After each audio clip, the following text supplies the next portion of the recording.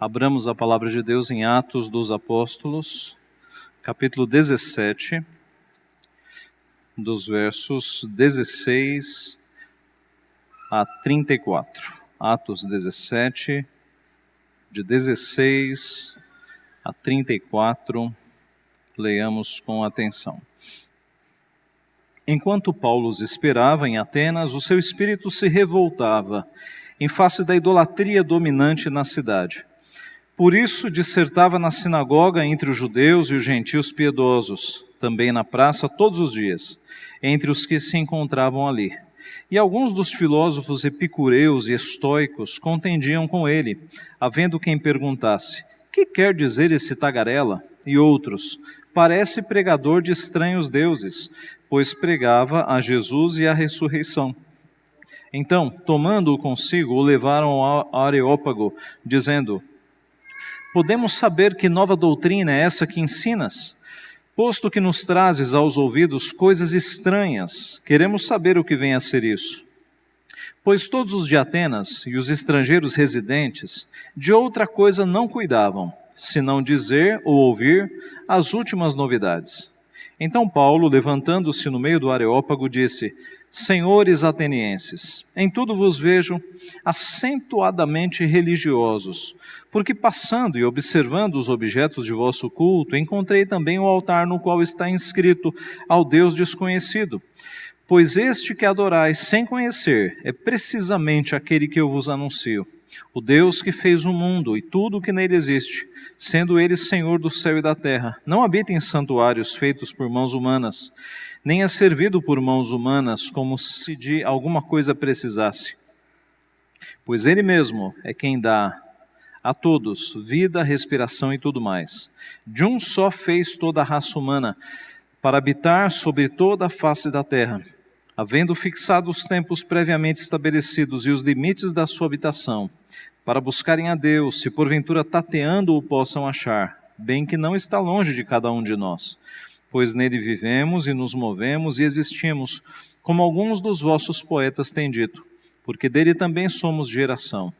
Sendo, pois, geração de Deus, não devemos pensar que a divindade é semelhante ao ouro, à prata ou à pedra, trabalhados pela arte e imaginação do homem.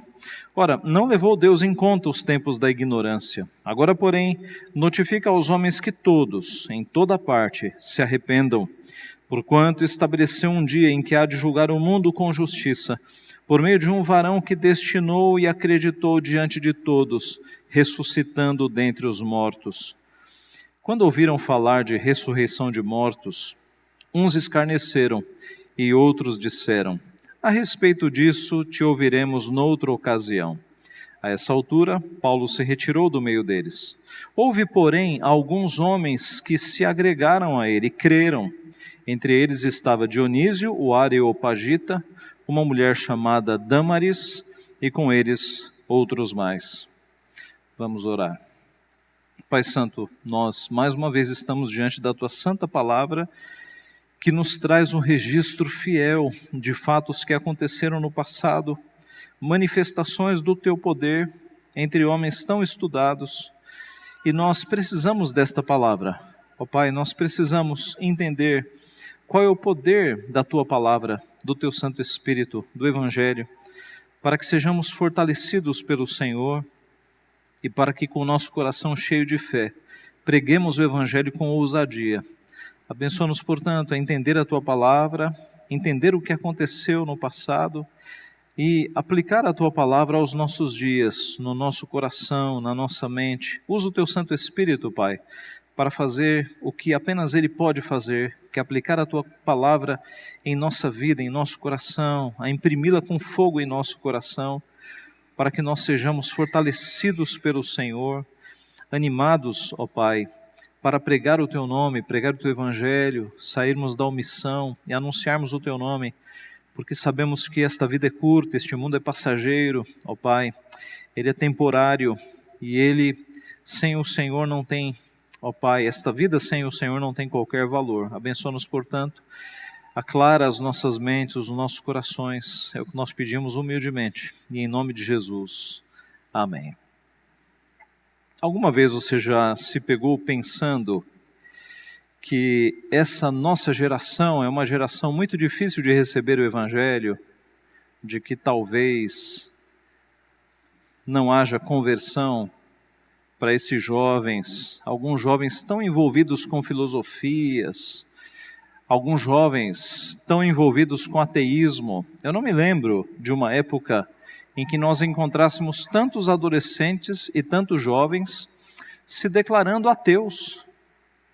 Você vê garotos e garotas de 12, 13 anos se declarando ateus. Já passou pela tua cabeça essa ideia de que o Evangelho talvez não seja mais poderoso para converter a nossa geração? O texto que nós temos diante de nós é um texto muito especial para nós meditarmos nisso. Por quê? Porque Paulo pregando em Atenas. Atenas foi o berço da filosofia. Por Atenas passaram Sócrates, Platão e Aristóteles, os 3 maiores nomes da filosofia. Homens que ainda influenciam o mundo, de um local tão pequenininho, ali perto da Itália, Atenas. A filosofia e as ideias daqueles homens irradiaram para o mundo inteiro. E hoje nós estudamos esses homens. Se nós fazemos um curso aí de humanas, nós vamos passar por eles. Eis que Paulo, depois destes homens, passou por Atenas e pregou o Evangelho. E será que o Evangelho foi poderoso para quebrar conceitos filosóficos que vão contra Deus, que não consideram o Deus verdadeiro? Será que o Evangelho ainda é poderoso nos nossos dias para quebrar pensamentos incorretos, filosofias que colocam os jovens e os adolescentes longe de Deus? O texto de hoje é muito importante para nós percebermos, irmãos, o poder do Evangelho, o poder do Evangelho. E eu vou explicar o texto nos seus detalhes e no final nós teremos 3 aplicações de como o Evangelho é poderoso e sobre o que ele é poderoso. Vamos analisar primeiro o texto detidamente, cada aspecto, para que nós possamos tirar 3 lições no final. O texto começa com Paulo, que no domingo passado vimos, estava em Bereia, teve que sair de Bereia, foi para Atenas e ali estava aguardando os seus companheiros de viagem, que haviam ficado lá em Bereia. Eram eles Silas e Timóteo. Paulo está esperando, enquanto está esperando os seus amigos, diz o verso 16, o seu espírito se revoltava em face da idolatria dominante na cidade. Eu fico pensando como é que era Paulo de espírito revoltado. Eu fico pensando nisso. Paulo olhou ao redor em Atenas e ele viu imagens para todos os lados. Porque os historiadores brincam que em Atenas havia mais imagens de divindades do que seres humanos. Sabe quando você entra naqueles cemitérios antigos e você olha para os lados e você vê um monte de esculturas? Atenas era mais ou menos assim. Para onde você olhasse, você tinha estátuas e imagens de deuses falsos, de deuses imaginários. E Paulo, enquanto estava ali, foi se revoltando, o seu espírito se revoltou. Mas o que Paulo fez? Ele pegou um pedaço de madeira e saiu quebrando todas as estátuas? Não, na verdade, ele foi pregar o Evangelho. Num país idólatra, a solução não é sair quebrando os ídolos, chutando ídolos em cadeia nacional, como já foi feito há uns anos atrás. A solução, irmãos, é pregar o Evangelho. E o texto nos diz que depois desta revolta no seu coração, ele foi fazer o quê? Verso 17. Por isso, dissertava na sinagoga entre os judeus e os gentios piedosos, também na praça, todos os dias, entre os que se encontravam ali. Então a solução para Paulo não foi sair quebrando tudo. A solução foi, nos sábados, pregar o Evangelho aos judeus e aos gentios piedosos, que é uma forma de dizer aqueles que não eram judeus por nascimento, mas que estavam na religião judaica. Aos sábados ele pregava o Evangelho na sinagoga. E nos outros dias, em todos os dias, ele pregava na praça pública. Observe que a solução para a idolatria não é sair quebrando tudo, é pregar o Evangelho. Foi o que Paulo foi fazer. Todos os dias ele estava na rua, na praça, onde as pessoas passavam pregando o Evangelho. E as praças eram misturadas de gente do povo, de comerciantes e de filósofos que passavam por ali. E o texto nos mostra, então, que apareceram alguns desses filósofos, epicureus e estoicos, e eles contendiam com ele. Nós não sabemos quanto tempo Paulo pregou na praça. Foram alguns dias, talvez semanas, e eis que os filósofos começaram a ouvir o que Paulo estava falando. E diz o texto, então, que estes epicureus e estoicos passaram a debater com Paulo, perguntando: que quer dizer este tagarela? E outros: parece pregador de deuses estranhos, pois pregava a Jesus e a ressurreição. Os epicureus eram discípulos de um homem chamado Epicuro. Eles criam que tudo o que acontece no mundo acontece por acaso, que não há nenhum objetivo, nem na vida e nem na morte, e que a morte é o fim da existência. Estes eram os epicureus.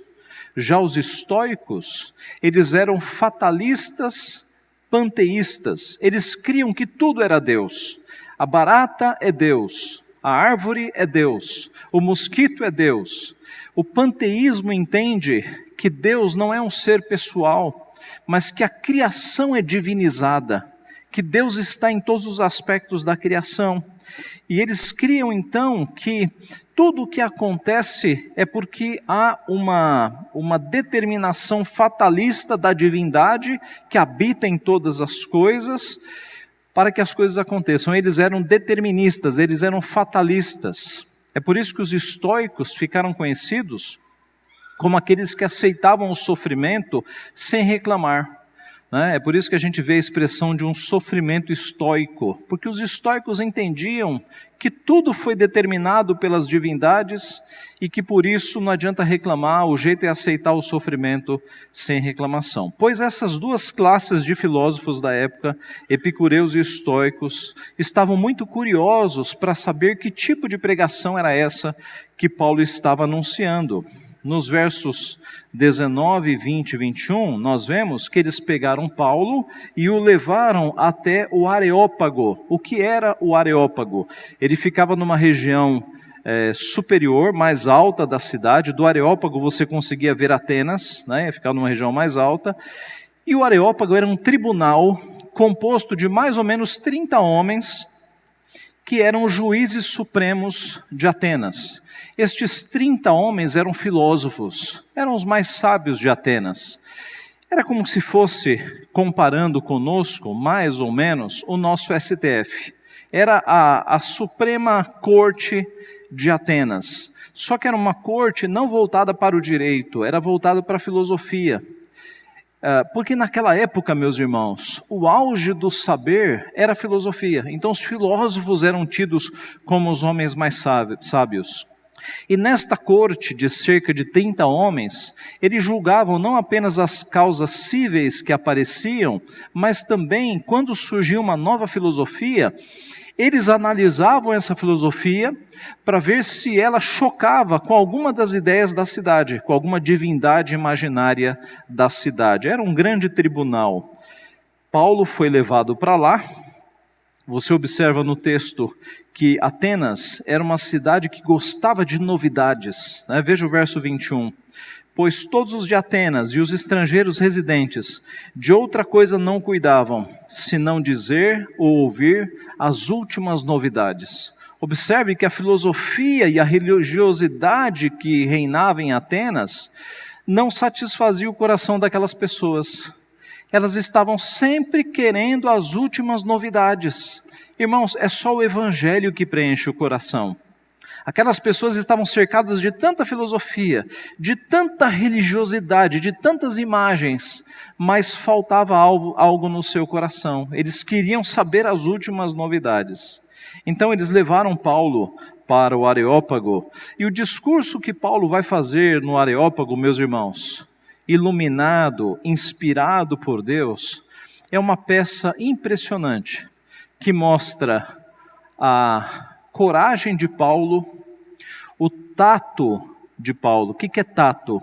É você saber falar verdades duras com as palavras corretas, sem quebrar a pessoa, né? É saber falar o que tem que ser falado, mas numa atitude respeitosa. E Paulo, meus irmãos, embora ele tivesse um espírito revoltado, ele foi tratado por Deus. Paulo não se tornou um fraco, mas Paulo continuou sendo um homem forte sob o controle do Espírito Santo, com controle sobre as suas palavras. E é isso que nós vemos aqui nesse discurso de Paulo. É muito interessante. O apóstolo Paulo começa com um ponto de contato com a cultura dos atenienses. E ele fala no verso 22, senhores atenienses, que em português não indica muita coisa, mas quando Paulo falou literalmente homens de Atenas, ele estava usando a mesma expressão que Demóstenes, um famoso orador de Atenas, usava para se referir ao povo. Então, quando ele falou homens de Atenas, todo mundo parou. Olha, Demóstenes, eis um homem de cultura, esse judeu que está aqui na nossa frente. Ele citou Demóstenes. E aí, ele fez um elogio que mostra o tato de Paulo. Em tudo vos vejo acentuadamente religiosos. Esse era o maior elogio que os atenienses podiam receber. Por quê? Porque, como já vimos, Atenas era cheio de religiosidade, de idolatria, de deuses, de estátuas a divindades imaginárias. E aí ele segue no seu discurso. Porque passando, observando os objetos de vosso culto, encontrei também um altar no qual está inscrito ao Deus desconhecido. Pois esse que adorais sem conhecer é precisamente aquele que eu vos anuncio. Paulo vai usar o ponto de contato do Deus desconhecido para mostrar para eles o Deus que de fato eles não conhecem. Porque embora eles tivessem enchido a cidade de deuses imaginários, o Deus verdadeiro eles não conheciam. Então Paulo foi justamente no Deus desconhecido para dizer, é desconhecido de vocês o Deus verdadeiro, e eu vou mostrar agora para vocês. E que história era essa de altares ao Deus desconhecido? Havia, na verdade, não apenas um altar ao Deus desconhecido, mas vários altares. 600 anos antes de Paulo estar ali, houve uma grande praga em Atenas e muita gente morreu. Um famoso poeta de Creta, chamado Epimênides, teve uma ideia. Ele subiu ao alto da cidade, ao Areópago, soltou um rebanho de ovelhas, e na medida em que as ovelhas iam se aproximando dos templos, ele ia fazendo sacrifícios para aqueles deuses daqueles templos, onde as ovelhas se achegaram. As ovelhas se espalharam pela cidade. Muitas delas foram parar em templos, mas algumas pararam no meio do caminho, onde não havia templo nenhum. Aquelas que entraram nos templos, eles fizeram sacrifícios com as próprias ovelhas nos templos, para as divindades dos templos. Mas aquelas que pararam no meio do caminho, numa região sem templos, elas foram sacrificadas ali, e ali se fizeram altares aos deuses desconhecidos. Eles entenderam que algumas ovelhas foram adorar em templos desconhecidos, aliás, conhecidos, e outras pararam em lugares onde havia deuses ali. E ali eles fizeram altares ao Deus desconhecido. Essa foi a história que aconteceu. Eis que 600 anos depois, o apóstolo Paulo está nessa cidade idólatra e ele vai mostrar quem é o Deus desconhecido. Verso 23, pois esse que adorais sem conhecer é precisamente aquele que eu vos anuncio. E depois dessa transição, ele vai pregar o evangelho. O Deus que fez o mundo e tudo o que nele existe, sendo ele Senhor do céu e da terra, não habita em santuários feitos por mãos humanas. Veja como Paulo está confrontando, né? Na verdade, no discurso de Paulo, ele confronta os estoicos, ele confronta os epicureus, ele confronta a idolatria.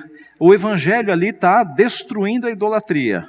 Então o Deus que fez o mundo e tudo que nele existe, sendo o Senhor do céu e da terra, não habita em santuários feitos por mãos humanas, nem é servido por mãos humanas. Por quê?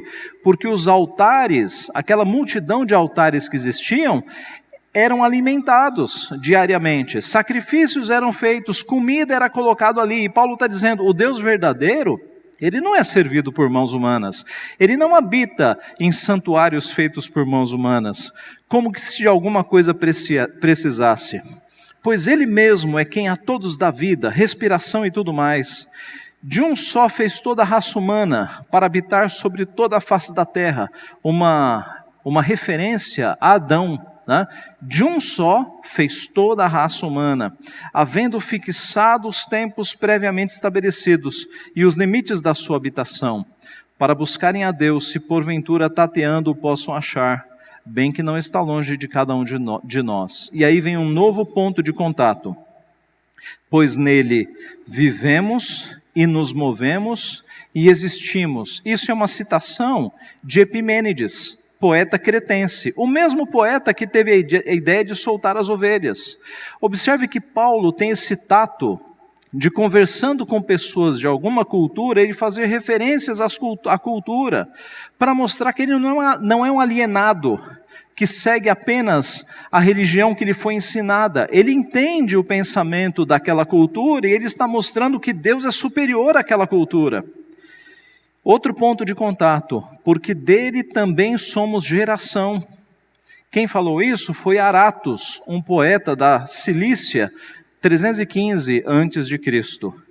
E aí outra transição, sendo pois geração de Deus, não devemos pensar que a divindade é semelhante ao ouro, à prata ou à pedra, trabalhados pela arte e imaginação do homem. Ei, atenienses, vocês estão achando que a divindade pode ser colocada em prata, ouro, em pedra? Vocês não deveriam pensar isso. O Deus verdadeiro, ele não se configura desta forma, em prata, em ouro, em pedra. Ele é superior a tudo isso.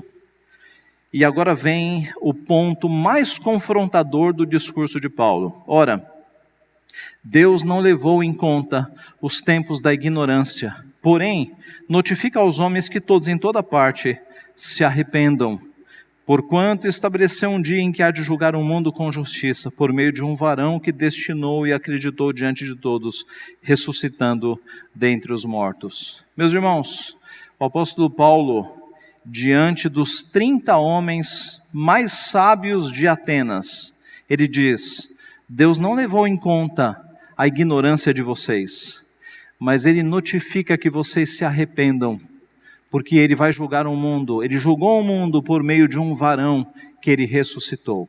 O apóstolo Paulo está dizendo para o mais alto tribunal da filosofia do mundo que eles estão na ignorância e que eles devem se arrepender, porque Deus vai julgar o mundo não de acordo com Platão, Sócrates, Aristóteles, Epicureu ou qualquer outro filósofo, mas de acordo com Jesus Cristo. É Ele quem vai julgar o mundo. Paulo ataca diretamente a idolatria daqueles homens e os chama ao arrependimento. Meus irmãos, hoje em dia, existem muitas igrejas tentando suavizar o evangelho. É possível você frequentar algumas igrejas e não ouvir confrontação de pecado. É possível você passar um tempo em algumas igrejas e só ouvir pregações motivadoras, pregações psicologizadas, pregações que vão levantar o teu ânimo, pregações de autoajuda. Mas o evangelho, meus irmãos, é aquele que confronta pecados. As boas novas do evangelho constantemente nos mostram que elas são boas novas porque nós estávamos nas más notícias. As boas notícias, o evangelho, só fazem sentido se confrontadas com as más notícias. É nesse sentido que o evangelho é boa notícia, porque antes nós estávamos em maus caminhos, em caminhos de perdição. Então, o evangelho é por si confrontador. Os pecados têm que ser confrontados. E há muita igreja por aí suavizando pecados, dando um evangelho água com açúcar. O evangelho que fica passando a mão na cabeça das pessoas, acariciando os ouvidos, fazendo coceira nos ouvidos. O apóstolo Paulo aqui não suavizou a mensagem do Evangelho. Ele poderia ter sido diplomático, não é? Puxa vida, eu estou aqui diante da elite intelectual do mundo. Eu vou fazer aqui um discurso bastante diplomático.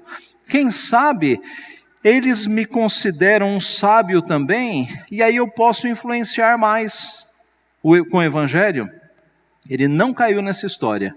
Ele foi lá e pregou o Evangelho, e confrontou a idolatria, e chamou, e disse que aqueles homens estavam na ignorância, e o chamou ao arrependimento. Hoje, muitas vezes não, de vez em quando, você encontra evangélicos em programas de televisão, ou em programas de rádio, e dão o microfone na boca deles para eles falarem. E o que eles falam? Água com açúcar. Eles não confrontam. E é por isso que os microfones são muito bem-vindos na mão de alguns evangélicos que vão para a televisão.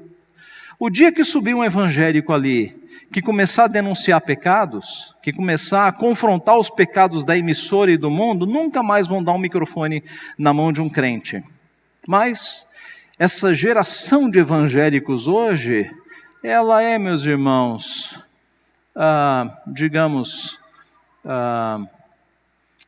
não oferece riscos, né? Não oferece perigos. Então, é uma geração que fica suavizando, passando a mão na cabeça. A linguagem de Paulo, ela não foi agressiva, como nós vimos, ela foi temperada com sal, mas ela não foi omissa.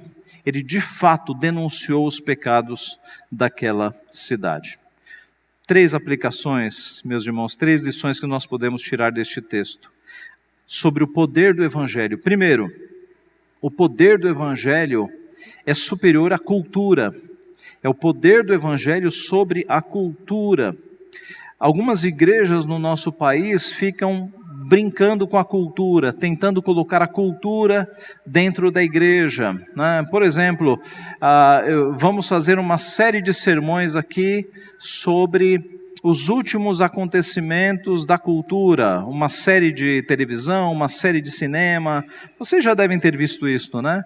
Incluir na vida da igreja questões relacionadas à cultura popular.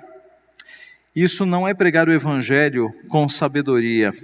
Aqui em Atos 17, como nós já vimos, nós temos o mais alto tribunal da alta cultura da época. E o que o apóstolo Paulo fala? O que ele faz? Ele prega o Evangelho. E qual é o resultado, meus irmãos? O resultado é o de sempre: condenação e salvação.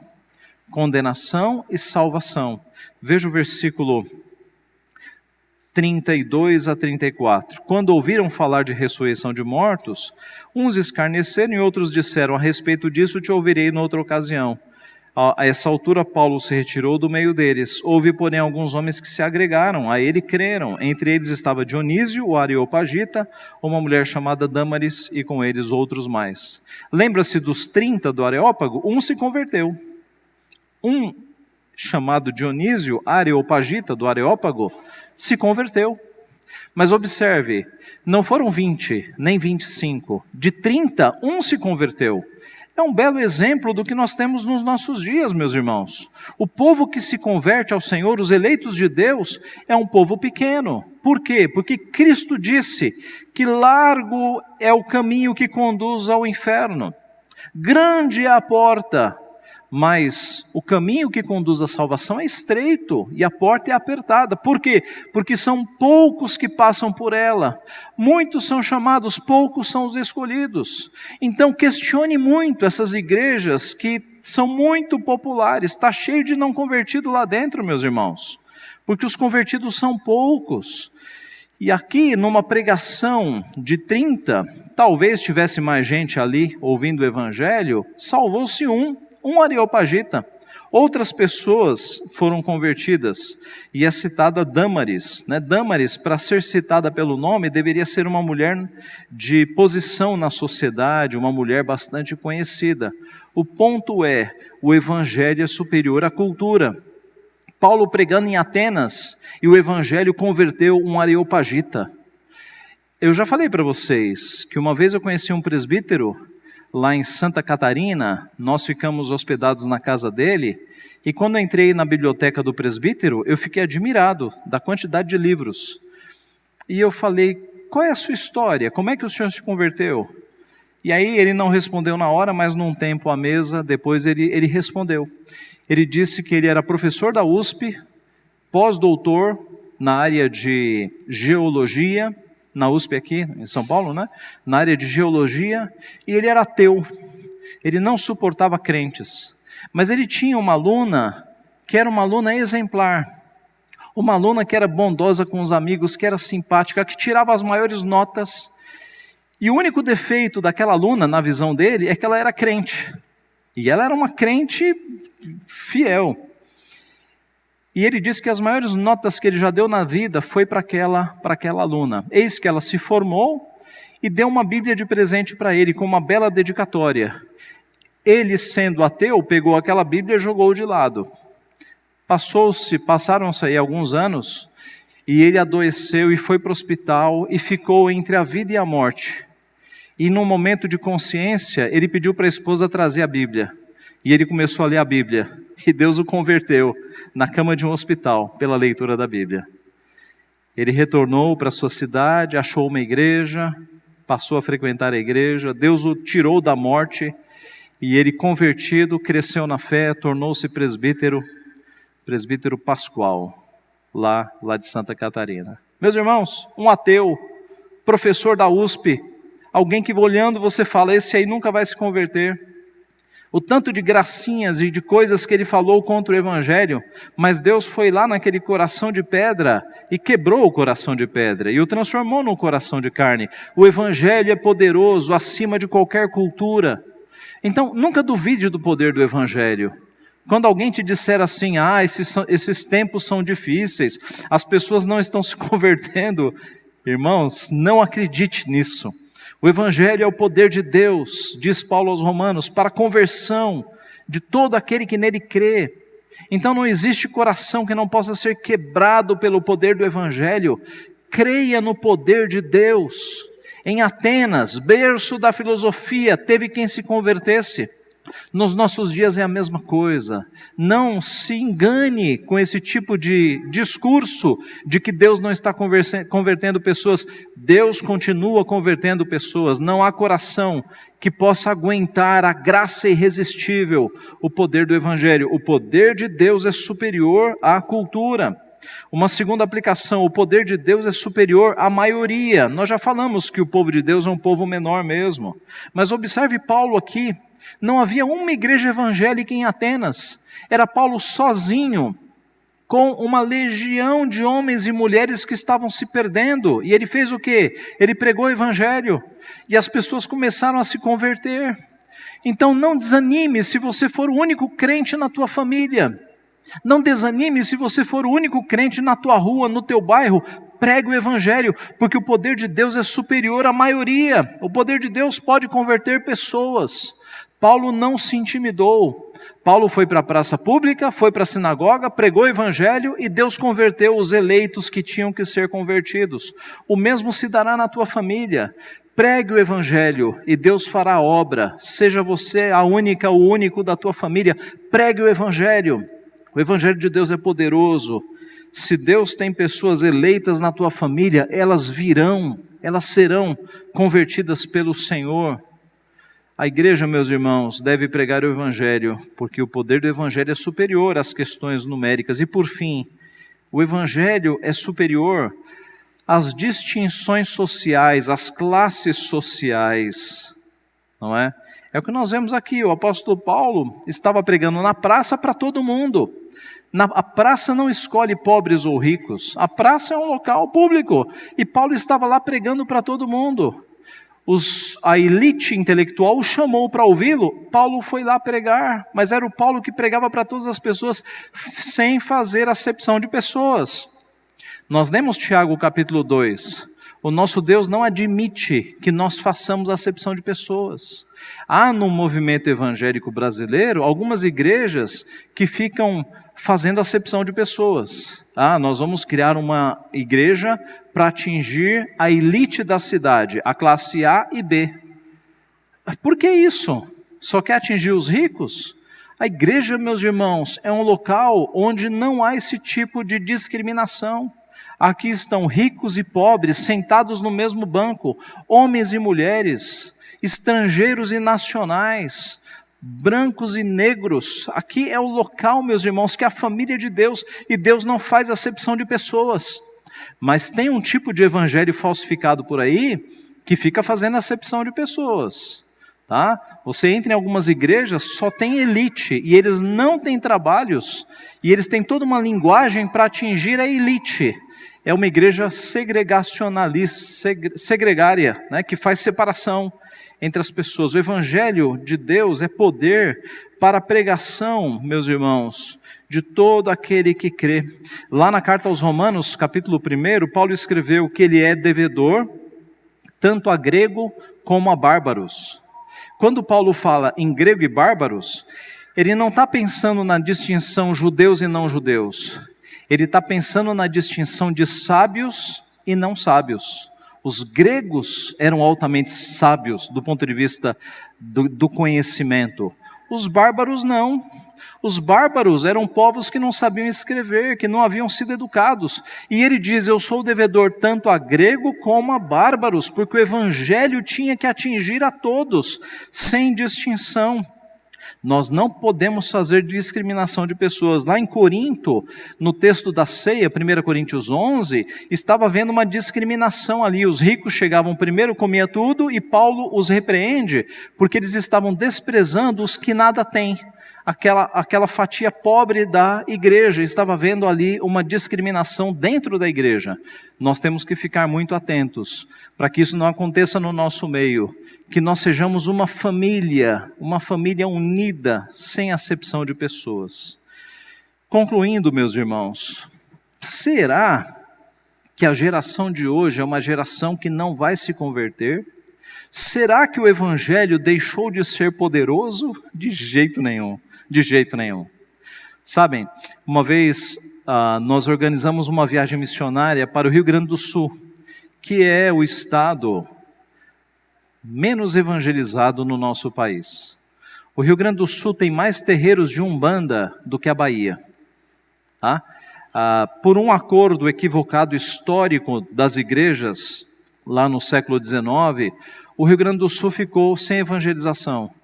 E hoje nós estamos colhendo as más consequências disso. Mas o fato é que nós organizamos uma viagem missionária entre seminaristas e pastores e fomos para o Rio Grande do Sul. E quando chegamos lá, encontramos um pastor meio incrédulo, dizendo, não, aqui é muito difícil, aqui vocês não vão ter muito sucesso, as pessoas não se convertem. E a gente deixou aquele mau conselho de lado e falamos, o Evangelho de Deus é poder para a salvação. E meus irmãos, quando a gente pregava nas praças, a gente via pessoas chorando nos bancos, pessoas ansiando por Deus. E quantas pessoas se converteram naquelas viagens missionárias que nós fizemos, tantas histórias de conversão. Não existe coração que o poder de Deus não possa quebrar. Não existe, meus irmãos, um ser humano que possa resistir à graça de Deus. Então acredite, pregue o Evangelho não como se fosse um novo produto, uma nova mercadoria, mas pregue o Evangelho como de fato ele é, o poder de Deus para a salvação. É o que Paulo fala aos Romanos no capítulo 1. Imagine o poder de Deus, o poder que Deus usou para construir o mundo do nada. Todo este planeta, os sóis, os planetas, tudo que existe, pegue este poder de Deus gigantesco e aplique no coração de uma pessoa, o poder de Deus para a salvação. A pessoa vai se curvar, a pessoa vai se render. E eis que o homem que agora está sendo usado para evangelizar a elite intelectual de Atenas, passou por este processo de conversão. Se existe uma conversão improvável no começo do Novo Testamento, é a conversão de Saulo de Tarso. E Deus não quebrou este homem. E Deus não converteu este homem, um perseguidor do Evangelho. João Calvino diz que a beleza da conversão de Paulo não está em Deus ter transformado um lobo em ovelha, mas em Deus ter transformado um lobo em pastor. ele era um lobo, ele era um perseguidor do Evangelho. E o que Deus fez com Paulo? O que Deus fez com Agostinho? O que Deus fez na nossa vida, meus irmãos? Onde nós estaríamos neste momento se Deus não tivesse nos convertido? Então, pregue o Evangelho. Essa geração, ela será convertida, não toda, mas aqueles que Deus quiser serão convertidos.